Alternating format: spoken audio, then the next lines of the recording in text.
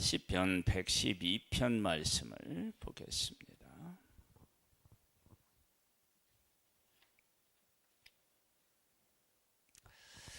시편 112편은 이런 말씀으로 시작이 됩니다. 할렐루야, 여호와를 경외하며 하나님을 찬양해요. 하나님을 높여드리면서 하나님을 경외하며 그의 계명을 즐거워하는 자는 복이 있도다. 그러니까 1절 말씀으로 할렐루야를 해석해 보면 할렐루야를 할 수 있다는 것이 얼마나 큰 복인지를 알 수 있습니다. 여호와를 경외하며 그의 계명을 크게 즐거워하는 자는 복이 있다. 그런데 내가 지금 할렐루야를 하고 있는 거예요. 그러니 이 할렐루야를 하면서 이 고백을 하고 이 고백을 하면서 할렐루야를 하는 이 사람은 자신이 얼마나 복이 있는 사람이다. 그걸 깨달아 알고 고백한 것일까요? 우리도 한번 해볼까요? 할렐루야. 행복하십니까? 나만 복이 있는 것이 아니에요. 하나님을 경외하고 그의 법을 즐거워하는 사람은 또 어떠한 복을 누리느냐? 그의 후손이 땅에서 강성하며 정직한 자들의 후손에게 복이 있으리로다. 땅에서 강성한대요. 강하고 잘 되고 정직한 자들의 후손에게 복이 있대요. 정직하다라고 얘기를 하면 윤리와 도덕적으로 이렇게 얘기할 수 있을 것 같은데 사실은 하나님의 말씀을 바르게 깨달아 알고 그 말씀대로 살아가는 거예요. 즉 하나님 편에서 보면 하나님이 어떤 언약을 하셨어요.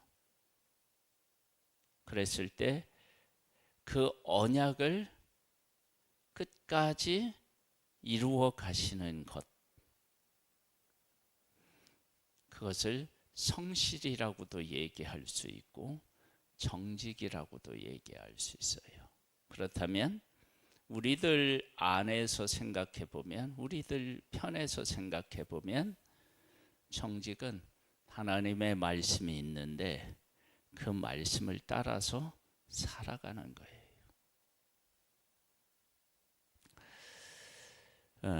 부와 재물이 그의 집에 있으며, 부귀도 있고 부도 있고 재물도 있고 그의 공의가 영구히 서 있으리로다. 그의 공의가 영구히 서 있다. 공의 그러면 이건 법이 바르게 선 것 아니겠어요? 그렇다면 이걸 위에 있는 1절 말씀으로 돌아가서 다시 해석해 보면 어떤 해석이 가능하냐? 그러면 여호와를 경외하면 그의 계명을 크게 즐거워하면 복이 있다고요. 그리고 그의 후손은 강성하고 정직한 자들의 후손은 복이 있어요.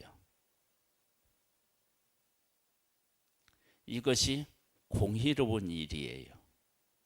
근데 그의 공의가 어떻게 되느냐? 영구히 서 있어요. 이 법칙은 변한다, 변하지 않는다, 안 변한다는 얘기예요. 그러니까 어느 시대 누구나 하나님을 경외하고 그의 계명을 크게 즐거워하는 사람은 복이 있고 그 후손은 잘 된다. 이 법칙은 영원히 어떻게 한다고요? 변함이 없다. 정직한 자들에게는 흑암 중에 빛이 일어나나니 그는 자비롭고 긍휼이 많으며 의로운 이로다. 내가 하나님 안에서 하나님을 경외하고 말씀대로 살아가면 어떤 일도 일어나느냐? 흑암 중에 살아도 빛이 비추어져요. 애굽은 빛에 거하는데도 어둠이 덮쳤어요. 그런데 하나님을 경외하는 사람은 어두운 가운데서도 어떻게 한다고요? 빛이 비쳐요.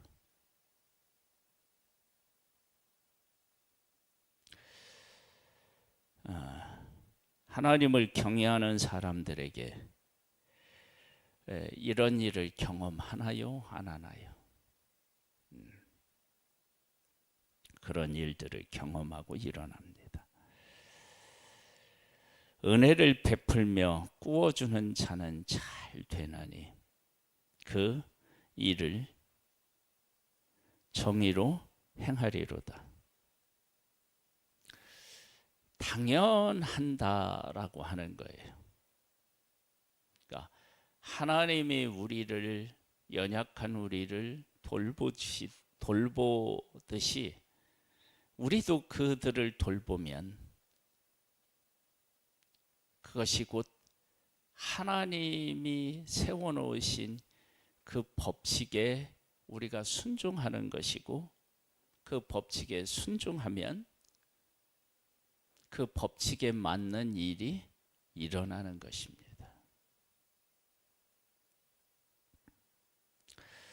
그는 영원히 흔들리지 아니하며 의인은 영원히 기억되리로다.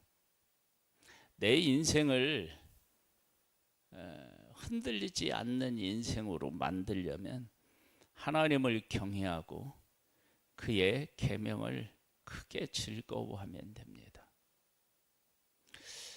하나님의 뜻을 따랐던 다윗은 하나님을 이렇게 고백합니다. 여호와는 나의 반석이시요 나의 요새시요 나의 피할 바위시요. 이런 고백들을 해요. 즉 하나님은 언제나 자기를 보호하시고 인도하시고 그리고 또 적의 공격으로부터 방어되니까 승리할 수도 있고, 그가 도망 다닐 때 여호와는 그러셨대요. 그러면 여기에 보면 그는 영원히 흔들리지 아니하며 의인은 영원히 기억되리로다. 반석 뒤에 숨은 사람이 무서워서 벌벌 떨겠어요? 안전함을 느끼겠죠. 요새 안에 있는 사람이 두려워하겠어요? 아니죠. 담대하겠죠. 그런 일이 일어나는 것을 경험하게 됩니다. 그는 흉한 소문을 두려워하지 아니하며 여호와를 의뢰하고 그의 마음을 굳게 정하였도다. 왜 그러느냐? 하나님을 의뢰하고 그의 마음이 하나님을 향하여 고정되어 있으니까 환경의 지배에서 벗어나는 거예요. 왜? 하나님 안에 있으니까. 우리의 삶에도 이런 경험이 더 많아지기를 주님의 이름으로 축복합니다. 그의 마음이 견고하여 두려워하지 아니할 것이라. 견고하여 두려워하지 않는데요. 그의 대적들이 받는 보응을 마침내 보리로다. 하나님이 그를 보호하셨는데 그것으로 끝나는 것이 아니라 하나님이 그를 힘들게 하고 그를 공격하는 그들을 하나님이 심판하시는 것을 보게 된다. 그때까지도 그는 하나님 편에 서서 하나님을 경외하고 하나님의 법을 크게 즐거워하고 있었다.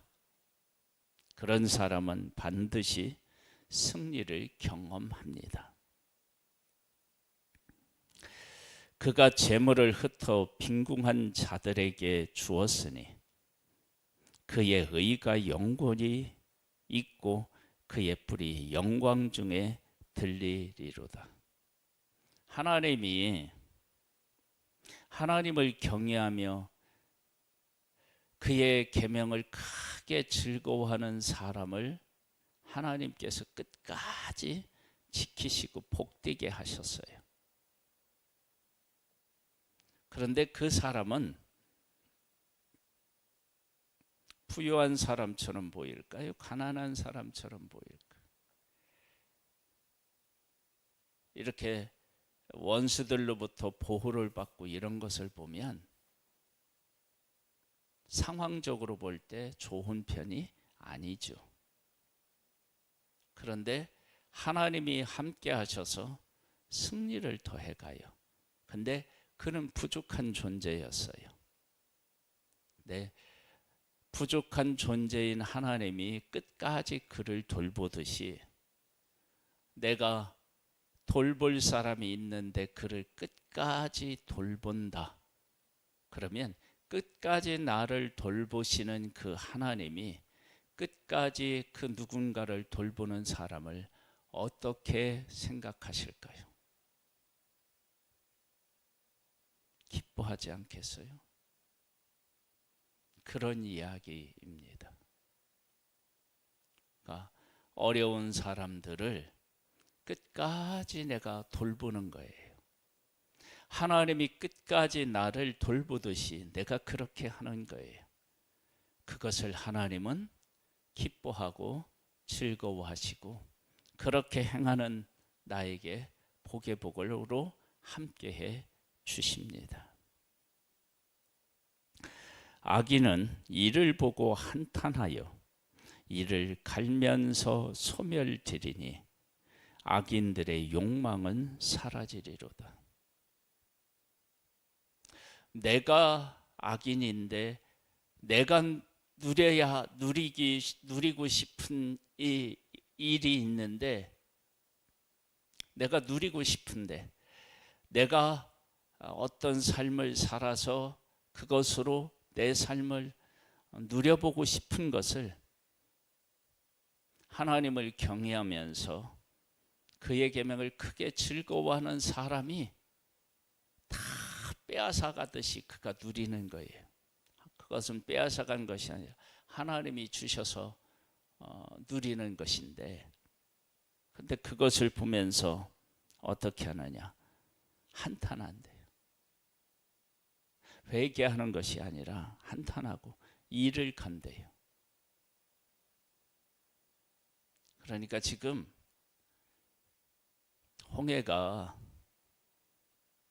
갈라지듯이 하나님의 사람은 하나님 편에 서고 악을 행하는 사람들은 하나님을 대적하는 편에 여전히 서 있는 거예요.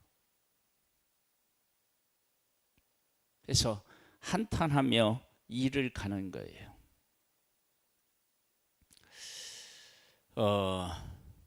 우리의 삶이 어디에다 그 무게추를 두고 살아가느냐라고 하는 문제는 대단히 중요합니다. 하나님을 경외하고 그의 계명을 지키는 것이 진정한 복이라고 여기고 하나님께서 그런 나를 대하듯이 변함없는 마음으로 사람들을 대하게 되면 그 사람은 하나님이 기뻐하는 사람이 되고 하나님이 주시는 복을 받아 누리게 됩니다. 이런 복된 하나님의 사람으로 오늘도 복의 날이 되시기를 주님의 이름으로 축복합니다. 아버지 하나님, 우리를 변함없이 돌보시고 이끄시는 하나님을 고백합니다. 오늘도 하나님이 어떤 하나님이신지를 깨달아 알고 그 하나님을 찬양하는 자가 되기를 원합니다. 즉 할렐루야를 외치며 살아가는 복된 날이 되기를 소망합니다. 오늘도 변함없이 함께 하시는 하나님을 찬양하오며 예수님의 이름으로 기도드립니다. 아멘.